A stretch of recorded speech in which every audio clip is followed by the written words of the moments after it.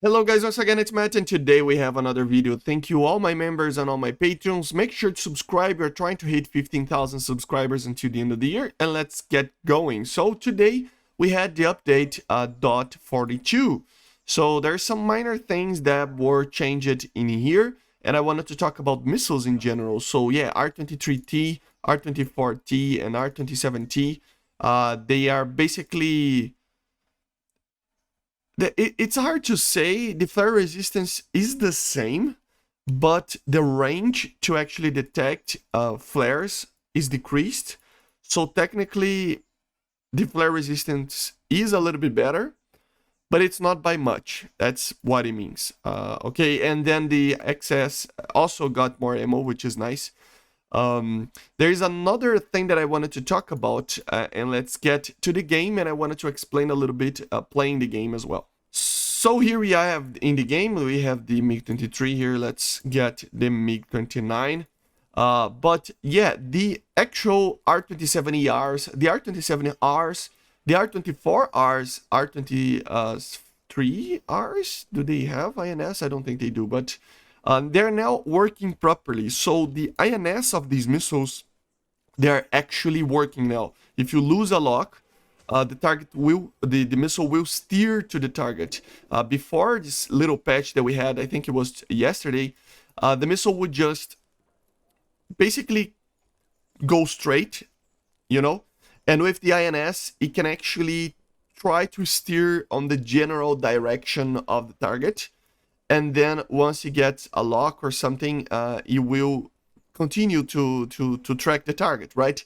So the R-24R has this, the R-27Rs, the R-27ERs as well. You can see this by going here, for example, in the missile tab.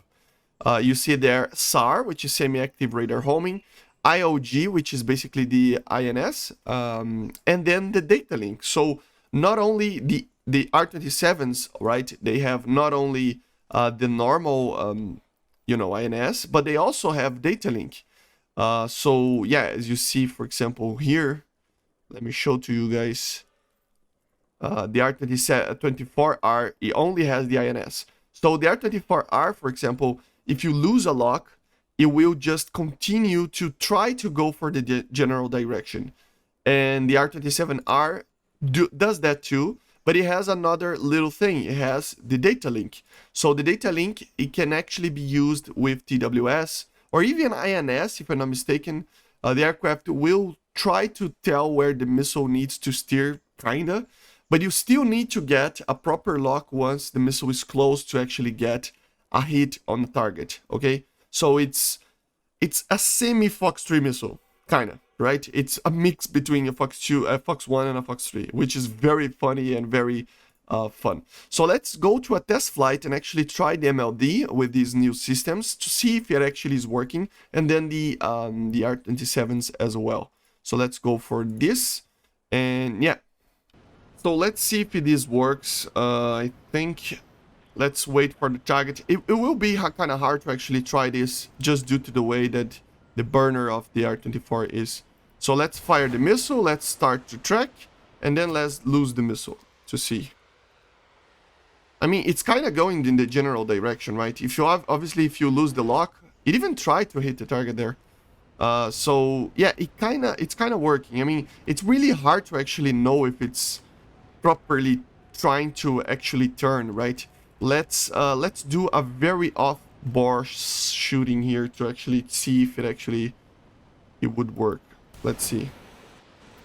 So let's take the, oh, it's working, man, it's working.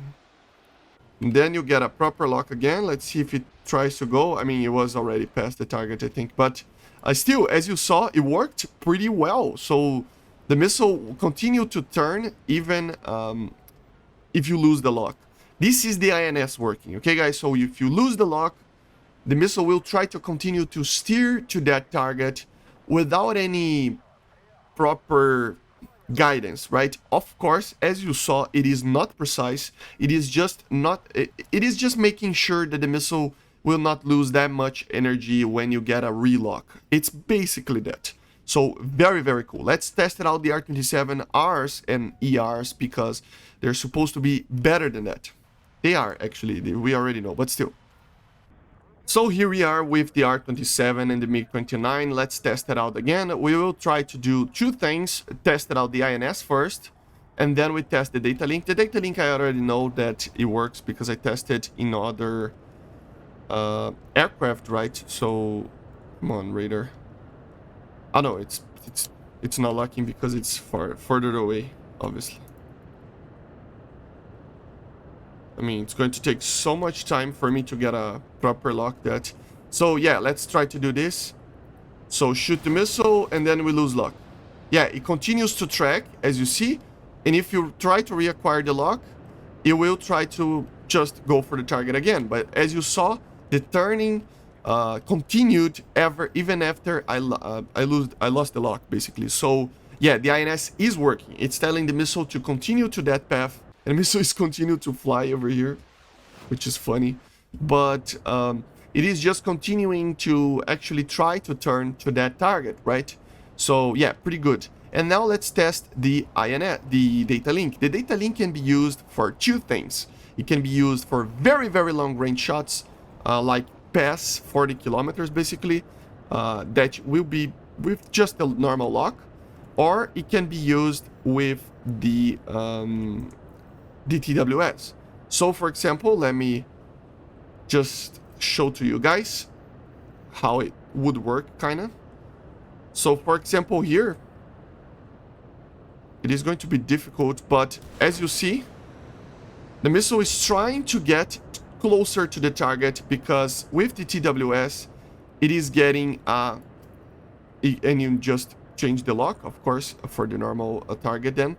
But basically what is happening is that the target is actually being illuminated by something by the aircraft that has a little bit of information that can give to the missile to go to a general direction. The missile will not hit, okay? You will still need to actually get a proper lock to the target, but still it helps a little bit. You can also do that with the INS. So let's test just with a little bit here. For example, I'm just doing that because it's easier. But for example, I'm using the IRST here. As you see, track IR on the left side. The missile is trying to seek. And then I just change for the track. And then missile changes and goes for the target.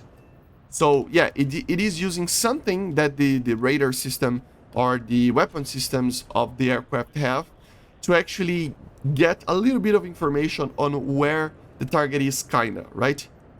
Similar to what the Phoenix does. So yeah, but it still needs to get a proper lock to actually the seeker head of the missile to work, to get a properly close enough shot so that the proximity fuse will work. So remember that, okay? And as I said, not only that, the R-23T, R-24T, R-27Ts, they are all working better now against flares a little bit.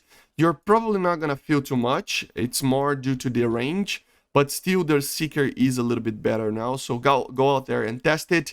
I need to test the range of the R-27ERs, but nobody is online now for me to test it. But still, yeah, I really need to test it out if they actually fixed the bug because of the data link that basically prevented you firing the R-27s from further than 50 kilometers, basically. So yeah, the radar basically cannot lock further than 60, so it would not make a big difference. But still, it's something that it is realistic and it needs to be added anyway, okay? But yeah, pretty cool. And as I said, the XS also got more cannon ammo, so pretty cool. Helps a little bit. So yeah, guys, basically this was it.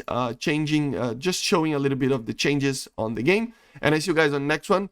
Make sure to subscribe and bye, guys. See you.